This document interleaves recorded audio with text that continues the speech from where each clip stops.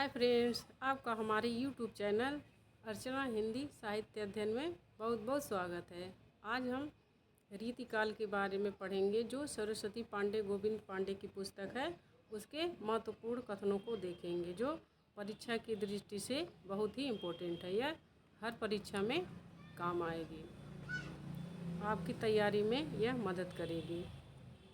तो देखते हैं इसके जो है इम्पोर्टेंट कथनों को देखते हैं। हिंदी की रीतिकाल परंपरा की रचना काल की दृष्टि से सर्वप्रथम कवि कृपा राम है। रीतिकाल की परंपरा कब से शुरू हुई? तो अगर जो रचना काल की दृष्टि देखेंगे तो उसके सबसे पहले कवि कौन थे? कृपा राम की हित तरंगिणी जो है, उन कृपा राम रीतिकाल के पहले कवि माने जाते हैं रचना काल की दृष्टि से। और जो उनकी रचना है हित तरंगिणी, वह रीतिकाल की पहली रचना मानी। हित तरंगिणी ब्रज भाषा में रचित हिंदी सच्चाई काव्य परंपरा का प्रथम ग्रंथ है। सच्चाई ने सतसई, सॉरी यहाँ सतसई रहेगा, हिंदी सतसई परंपरा का पहला ग्रंथ है। अब देखते हैं रीतिकाल का नामकरण। आदिकाल और रीतिकाल, ये दो काल ऐसे हैं जिनके कालों के नामकरण को लेकर विद्वानों में मतभेद है। विद्वान अलग अलग अपना मत देते हैं इसके बारे में, आदिकाल के बारे में और रीतिकाल के बारे में। तो हम देखते हैं जो रीतिकाल के बारे में विद्वानों के क्या मत हैं। ये मोस्ट इम्पोर्टेंट वीडियो आपके लिए होने वाला है, क्योंकि रीतिकाल के नामकरण के बारे में बहुत सारे प्रश्न पूछते हैं। शायद ही कोई ऐसी परीक्षा होगी जिसमें रीतिकाल के नामकरण के बारे में न पूछा जाए प्रश्न। जैसे इसमें पहला पॉइंट है कि रीतिकाव्य डॉक्टर ग्रियर्सन। अब रीतिकाल को रीतिकाव्य किसने कहा? डॉक्टर ग्रियर्सन ने। प्रश्न पूछ लेगा रीतिकाल को रीतिकाव्य किसने कहा? तो डॉक्टर ग्रियर्सन। आगे है मिश्र बंधु अलंकृत काल। ये तो रटाया प्रश्न है, ये तो पेपर में ज़रूर पूछा जाता है कि रीतिकाल को अलंकृत काल किसने कहा। इससे दो प्रश्न बन सकते हैं। एक तो ये बनेगा कि रीतिकाल को अलंकृत काल किसने कहा? मिश्र बंधु ने।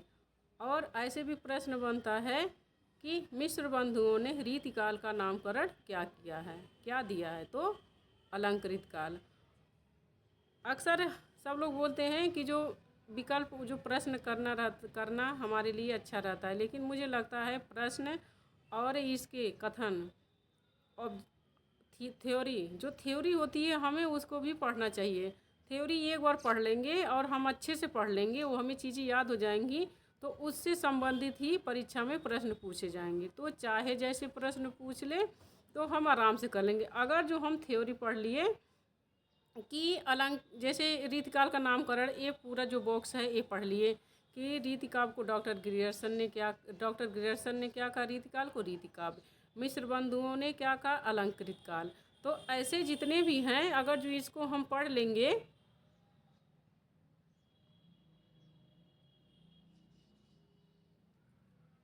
तो अगर जो हमें पढ़ लेंगे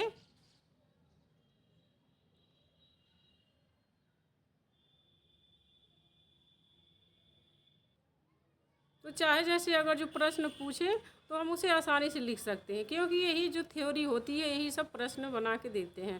तो एक बार जो पुस्तकें होती हैं, जैसे सरस्वती पांडे गोविंद पांडे की पुस्तक है हिंदी साहित्य का वस्तुनिष्ठ इतिहास, आचार्य रामचंद्र शुक्ल का हिंदी साहित्य का इतिहास है, और रामचंद्र तिवारी का है गद्य साहित्य का इतिहास है, और बहुत सारी ऐसी पुस्तकें हैं कि जिसको हम पढ़ लें क्वेश्चन उसी से बनते हैं। तो एक बार हम थ्योरी पढ़ लेंगे, उसके बाद पेपर में प्रश्न आएगा, या कहीं भी हम प्रश्न सॉल्व जैसे प्रैक्टिस सेट ही करते हैं तो हमें आसानी हो जाएगी, याद चीज़ें रहती हैं। जैसे संस्कृत वाला है, संस्कृत में जो संस्कृत के आचार्य हैं भरत मुनि, भामह, ये सब जितने भी संस्कृत के आचार्य हैं, इन लोगों के कथन, इन लोगों की रचनाएं, इन लोगों का जन्म काल, अगर ये चीज़ें हमें याद रहेंगी तो परीक्षा में प्रश्न पूछेगा तो हम आसानी से कर लेंगे। इसीलिए थ्योरी पढ़ना अच्छा रहता है।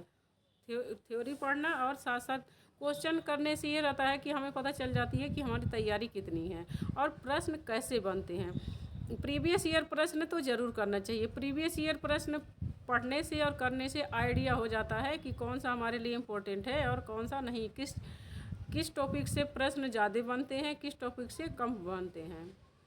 तो प्रीवियस ईयर प्रश्न बहुत ही इम्पोर्टेंट होता है। इसीलिए हमें कोई भी परीक्षा हम देने जा रहे हैं और बाकी जो परीक्षाएं, जैसे हिंदी का परीक्षा देने जा रहे हैं तो हिंदी से संबंधित और भी जो परीक्षाएं हुई हैं और जो अदर स्टेट में हुई हैं, तो उन परीक्षाओं को हमें जो पेपर आए हैं उनको पढ़ना चाहिए ताकि पता चल जाए कि हाँ ये इम्पोर्टेंट कथन है।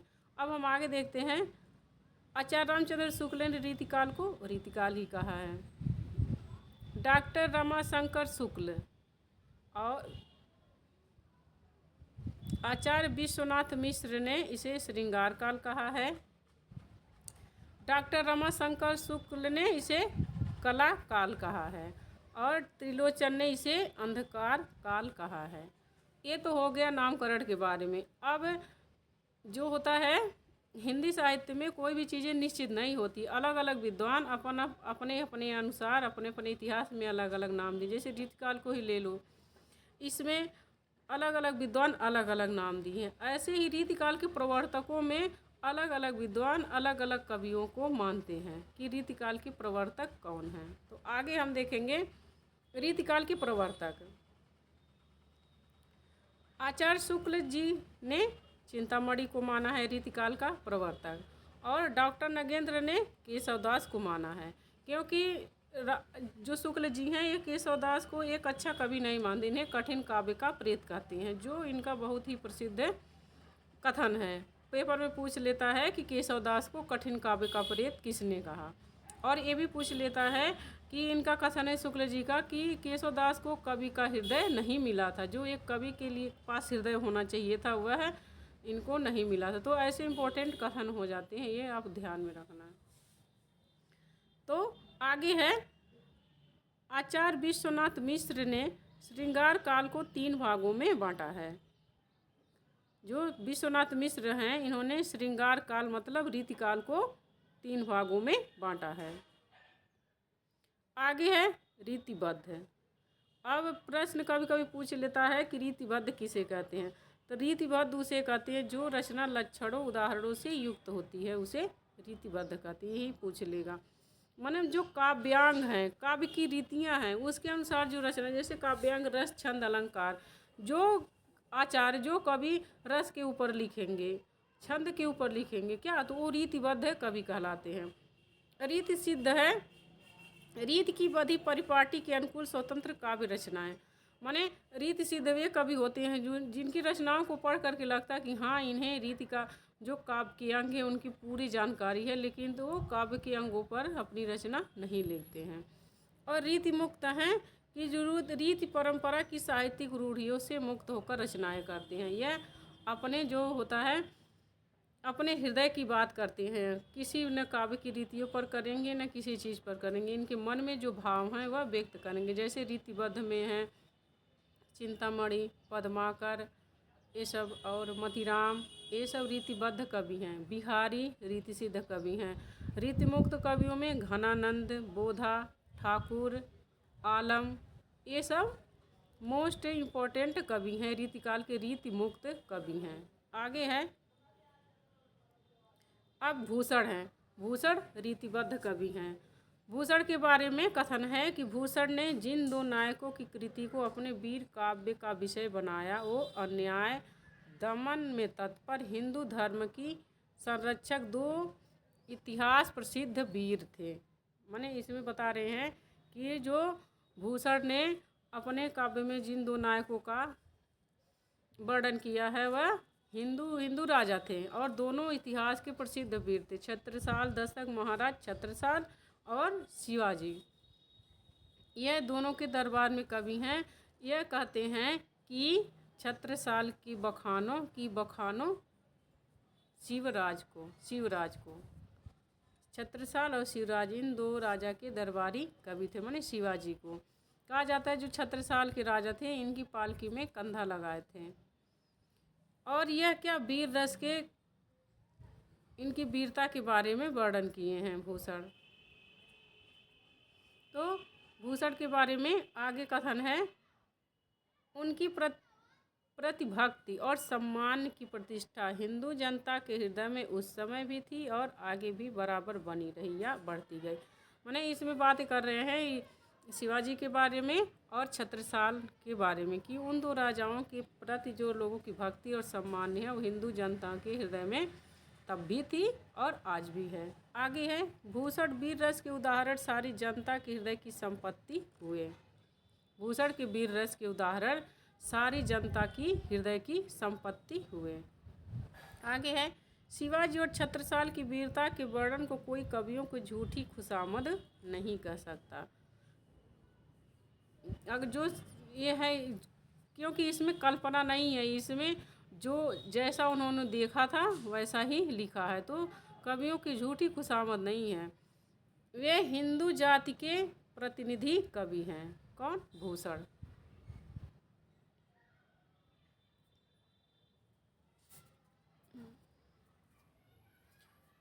डॉक्टर रामस्वरूप चतुर्वेदी ने मध्यकालीन हिंदी काव्य भाषा पुस्तक में लिखा है कि देव की ध्वनि संवेदनशीलता रीतिकालीन काव्य भाषा में अप्रतिम है। रामस्वरूप चतुर्वेदी ने मध्यकालीन काव्य साहित्य भाषा पुस्तक, ये इनकी रचना है। रामस्वरूप चतुर्वेदी की रचना है मध्यकालीन हिंदी काव्य भाषा पुस्तक। उसमें उन्होंने देव के बारे में लिखा है कि देव की ध्वनि संवेदनशीलता रीतिकालीन काव्य भाषा में अप्रतिम है, जिसकी तुलना नहीं की जा सकती है। आगे है, कुलपति मिश्र की कविता और उसकी विषय वस्तु। आगे है, इसमें जो कुलपति मिश्र हैं उनकी इसमें रचनाएं कौन सी है और उनकी विषय वस्तु क्या है रचनाओं की, उसके बारे में है। तो रस रहस्य, कुलपति मिश्र की जो रचना है रस रहस्य, इसमें मम्मट के रस रहस्य का छायानुवाद। द्रोण पर्व, ये इनकी दूसरी रचना है द्रोण पर्व। महाभारत के द्रोण पर्व का पद्यबद्ध अनुवाद, जो कुलपति मिश्र हैं इनकी ये दो रचनाएं हैं। आगे है, भिखारी दास की रचनाएं और उनकी विषय वस्तु। भिखारी दास भी मोस्ट इम्पोर्टेंट कवि हैं रीतिकाल के।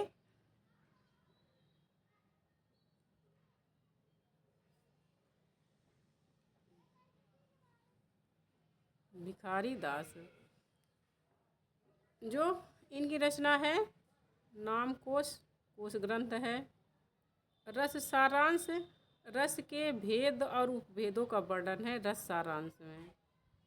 प्रश्न पूछ लेगा पेपर में कि जो भिखारी दास है उनकी कविता रस सारांश है, उसकी विषय वस्तु क्या है, तो रस के भेद और उपभेदों का वर्णन किया है। आगे है, छंदाड़व में छंदों का विस्तृत वर्णन। इसमें उतना याद करने की ज़रूरत नहीं है, क्योंकि नाम से ही पता चल जा रहा है कि किसके बारे में दिया है। जैसे रस सारांश, तो रस नाम ही दे दिया, तो रसों के बारे में है। छंदाड़व है तो छंद दे दिया है, तो छंदों के बारे में है। आगे लेकिन है जो इनका काव्य निर्णय है, इसकी विषय वस्तु पूछ लेगा तो काव्य के भेदों और उपभेदों का वर्णन है। इसको एक ट्रिक के माध्यम से एक की पॉइंट रख सकते हैं कि जिनमें रचनाओं का पहले जो शब्द है वो रचनाएं उसी से संबंधित हैं। जैसे नाम कोश है तो कोश ग्रंथ, रस सारांश है तो रसों का वर्णन है, छंदाड़व है तो छंदों का वर्णन है, काव्य निर्णय है तो काव्य के बारे में है, श्रृंगार निर्णय नायक नायिका भेद वर्णन है, विष्णु पुराण का दोहा चौपाई शैली में अनुवाद है, शतरंज शतिका शतरंज खेलने और तौर तरीकों का वर्णन है। आगे है, कुलपति मिश्र रसवादी आचार्य थे। प्रश्न पूछ लेता, कोई कवि अलंकारवादी होते हैं, कोई रसवादी होते हैं, तो कुलपति मिश्र रसवादी आचार्य। जैसे भामा के बारे में देता है तो भामा अलंकारवादी हैं, दंडी अलंकारवादी हैं, वैसे कुलपति मिश्र रसवादी हैं, डॉक्टर नगेंद्र रसवादी हैं, आचार्य शुक्ल जी रसवादी हैं, तो ये सब रसवादी लेखक हैं।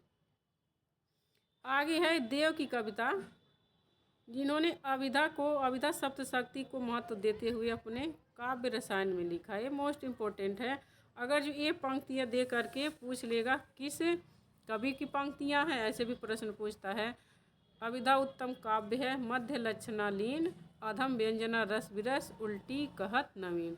ये पंक्तियाँ देकर बोल देता है कि ये किसकी पंक्तियाँ हैं, तो यह देव की पंक्तियाँ हैं।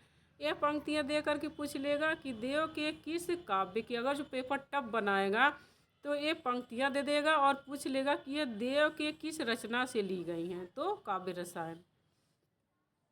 आगे है, डॉक्टर बच्चन सिंह ने लिखा है कि रीतिकालीन कवि सौदागर थे, कविता के सौदागर थे। देव ने सुकवि कविता का सौदागर कहा है। रीतिकाल के कवियों के बारे में विद्वानों के मत बहुत अच्छे नहीं हैं, क्योंकि इन पर रीतकालीन कवियों के ऊपर आरोप लगता है कि यह अपनी राजा को प्रसन्न करने के लिए और राजा की प्रसन्नता के लिए कविताएं लिखते थे। क्योंकि जितने भी अधिकतर जो रीतिकाल के कवि हैं वह किसी न किसी राजा के दरबारी कवि थे और वो अपने राजा के अनुसार लिखते थे। जैसे बिहारी हैं, वह राजा जयसिंह के दरबार में थे, तो जब बिहारी एक दोहा बनाते थे तो राजा जयसिंह उनको एक सोने की असरफी देते थे, तो राजा जयसिंह के अनुसार। ऐसे और सारे कवि हैं जो किसी न किसी राजा के दरबार में रहते थे। तो रीतिकालीन कवियों के बारे में बच्चन सिंह ने लिखा है कि रीतिकालीन कवि कविता के सौदागर थे, माने बेचने वाले थे कविता को। देव ने कहा है सुकवि कविता का सौदागर कहा है देव ने रीतिकालीन कवियों को। तो यह आरोप लगता है रीतिकालीन की जो विशेषता प्रवृत्तियाँ उसके आलोचना जब दी जाती है तो उसकी आलोचना में दिया जाता है कि जो रीतिकाल के कवि हैं उन्हें समाज के बारे में वो नहीं लिखे, उन्हें समाज से मतलब नहीं था, केवल अपनी राजा की प्रशंसा करना और राजसभा में बैठ के वाह वाह करना। ये तो यह कथन दे देगा और पूछ लेगा कि यह किस लेखक किस विद्वान का कथन है। रीतिकालीन कविता के सौदागर थे, तो ये इम्पोर्टेंट है। आगे है, रीति काव्य को यौन की रमणीयता का काव्य कहा जाता है, क्योंकि इसमें रीति काव्य में श्रृंगार रस और ब्रज भाषा इन दोनों का ज़्यादा ही महत्व मिलता है। रीतिकाल में श्रृंगार रस के बारे में ज़्यादा वर्णन हुआ, श्रृंगार रस का, वीर रस का थोड़ा कम हुआ है। आगे है, नलिन बिलोचन शर्मा ने रीतिकालीन काव्य की आलोचना पद्धति को भारतीय मनीषा का ह्रासकालीन वर्गीकरण प्रेम कहा है।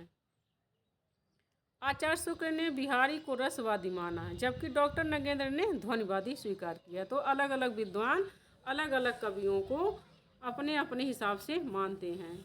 तो मोस्ट इम्पोर्टेंट कथन है, प्रश्न पूछ लेगा कि बिहारी को रसवादी किसने माना है, तो शुक्ल जी ने, और ध्वनिवादी किसने माना है, तो डॉक्टर नगेंद्र ने।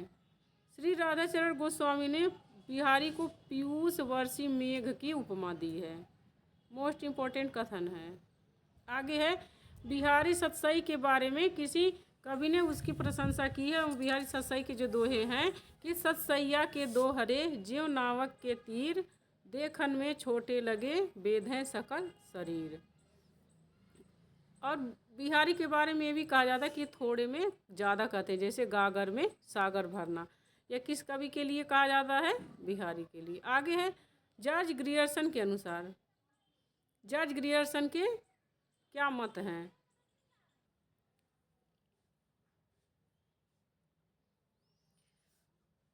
आगे है, ग्रियर्सन के अनुसार यूरोप में बिहारी सतसई की समक्ष कोई रचना नहीं है। मोस्ट इम्पोर्टेंट है। कृष्णलाल कवि ने बिहारी सतसई की टीका सर्वप्रथम सवैया छंद ब्रजभाषा में लिखी। ये भी इम्पोर्टेंट है कि सर्वप्रथम किसने टीका लिखी, कृष्णलाल कवि ने, और उसने सवैया छंद में ब्रजभाषा में लिखी।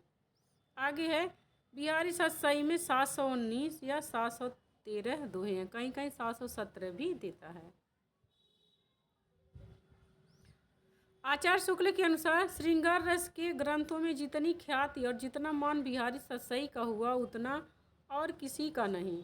इसका एक एक दोहा हिंदी साहित्य के एक एक रत्न माना जाता है। शुक्ल जी के जितने भी कथन है, मैंने एक वीडियो बना रखा है, शुक्ल जी के हिंदी साहित्य के इतिहास की पूरी सीरीज ही मैंने बना रखी है। तो आप वो वीडियो ज़रूर देखें। मुझे लगता है कि आपको उसमें हेल्प मिलेगी, क्योंकि ऐसा कोई भी एग्ज़ाम नहीं होता है जिसमें शुक्ल जी की जो कथन है वह ना पूछे और उनकी हिंदी साहित्य के इतिहास से क्वेश्चन न बने। 10-20 क्वेश्चन तो उनके हिंदी साहित्य के इतिहास से बन ही जाते हैं। तो आप वो वीडियो देखेंगे तो आपको उसमें हेल्प मिलेगी, क्योंकि जितने भी विद्वानों के बारे में कथन हैं वह शुक्ल जी के कथन वह ज़रूर पूछे जाते हैं, हिंदी की कोई भी परीक्षा हो। आगे है, भाव का बहुत उत्कृष्ट और उदात्त स्वरूप बिहारी में नहीं मिलता। कविता उनकी श्रृंगारी है पर प्रेम की उच्च भूमि पर नहीं पहुँचती, नीचे ही रह जाती है। शुक्ल जी का है कथन बिहारी के बारे में। अब आगे है रीति मुक्त कवि। रीति मुक्त कवि कौन कौन से हैं? आलम जाति के ब्राह्मण थे, किंतु शेख नामक रंगरेजिन से विवाह कर मुसलमान हो गए थे। जो आलम कवि हैं वह ब्राह्मण थे। आगे है आलम के विषय में शुक्ल जी के कथन। ये प्रेमोन्मत्त कवि थे, अपनी तरंग के अनुसार रचना करते थे, इसी से इनकी रचनाओं में हृदय की प्रधानता है। प्रेम के पीर, इश्क का दर्द उनकी एक एक वाक्य में भरा पाया जाता है। जो रीति मुक्त काव्य हैं वक्त उन्हें प्रेम की पीर का कवि कहा जाता है, क्योंकि वह प्रेम के बारे में, श्रृंगार रस के बारे में ज़्यादा वर्णन करते हैं। आगे प्रेम की तन्मयता की दृष्टि से आलम की गणना रसकान और घनानंद की कोटि में होनी चाहिए। आगे है घनानंद के बारे में आचार्य शुक्ल के कथन। यह वह कथन है शुक्ल जी के जो शुक्ल जी के इतिहास में थे और मैंने उसे नहीं लिया था, तो मैंने इस सरस्वती पांडे गोविंद पांडे की पुस्तक से इसमें लिया है। सरस्वती पांडे गोविंद पांडे की पुस्तक में ये सब चीज़ें हैं। आगे है लाक्षणिक मूर्तिमत्ता और प्रयोग वैचित्र्य की जो छटा इनमें दिखाई पड़ी। खेद है कि वह फिर 250 वर्ष पीछे आधुनिक काल के उत्तरार्ध में अर्थात वर्तमान काल के नूतन काव्यधारा में ही अभिव्यंजनावाद के प्रभाव से विदेशी रंग लिए प्रकट हुई। माने ये कह रहे हैं कि जो लाक्षणिक मूर्तिमत्ता और प्रयोग वैचित्र्य है वह छटा बाद में, मतलब अभिव्यंजनावाद के प्रभाव से जो विदेशी पाश्चात्य विचारकों के प्रभाव लिए हुए छायावाद में दिखाई देती है। छायावाद की तरफ इशारा कर रहे हैं। इनकी सी विशुद्ध और सरस और शक्तिशाली ब्रज भाषा लिखने में और कोई समर्थ नहीं हुआ। विशुद्धता के साथ प्रवणता और माधुर्य भी अपूर्ण है। ये सारे इंपॉर्टेंट कथन हैं, तो आप इन्हें पढ़ लेना। आगे है रामधारी सिंह दिनकर ने लिखा है, रीतिकाल की बौद्धिक विरहानुभूति और कुंठा के वातावरण में घनानंद की पीड़ा की टीस सहसा हृदय को चीर देती है और मन सहज ही मान लेता है कि दूसरों के लिए किराए पर आंसू बहाने वालों के बीच एक ऐसे कवि हैं, ऐसा कवि है जो सचमुच अपनी पीड़ा में रो रहा है। इनकी रचनाएं अक्सर विरह की रचनाएं हैं। रामधारी सिंह दिनकर इनके बारे में यह कथन करते हैं, जो घनानंद हैं इनकी रचनाएं विरह वियोग रस की रचनाएं होती, क्योंकि कहा जाता है एक सुजान एक मोहम्मद शाह रंगीला प्रश्न पूछता है कि घनानंद किस राजा के दरबारी कवि थे, तो ये मोहम्मद शाह रंगीला के दरबारी कवि थे और उनकी जो प्रेमिका थी उसका नाम था सुजान। इनकी रचनाओं में सुजान नाम बार बार आया है, क्योंकि कहा जाता है कि ये सुजान से बहुत प्रेम करते थे। तो ये कहानी तो इनके जीवन परिचय की है, वो तो बात की बात है, लेकिन इनकी प्रेमिका सुजान है और वह इन्हें इनके साथ जाने के लिए मना कर देती है। तो ये अपने अंतिम क्षणों में वृंदावन चले जाते हैं और वहीं पर वियोग रस की रचनाएं लिखते हैं इनकी, इसलिए इनकी हर रचना में सुजान नाम आता है। आधा है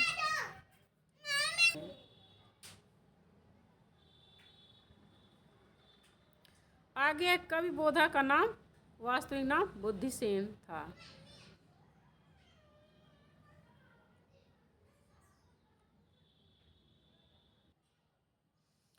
अब यहीं पर हमारा रीतिकाल ख़त्म होता है।